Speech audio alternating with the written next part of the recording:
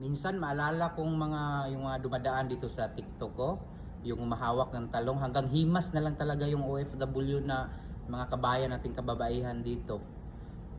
Hanggang himas na lang sa talong. Yung iba, yung nandito sa abroad, hindi nakatiis. Nakaano talaga, na-try talaga yung talong dito. Kaya sa kabayan, tiis lang kabayan.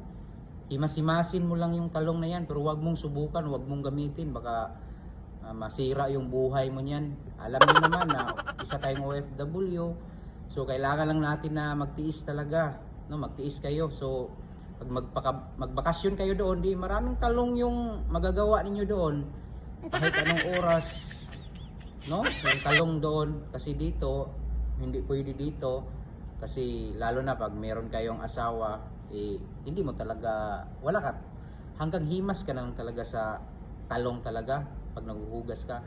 Kaya minsan naiisip ko pag nakikita ko yung mga ibang OFW dito na panay himas-himas na lang talaga sa talong, kasi alam, wala palang magagawa talaga.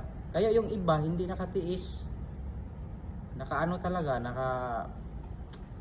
nakatilaw talaga ng talong, no?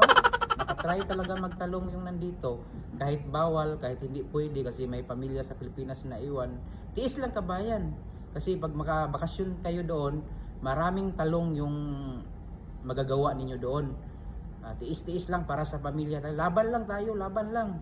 Kasi ako naghahanap din ako ng bingka, pero wala talaga akong mahanap dito ng bingka kasi nga nandun lang sa Pilipinas, no? Hindi tayo makabili din dito, nandun lang. Siguro tag ano lang, siguro tag 5 pesos.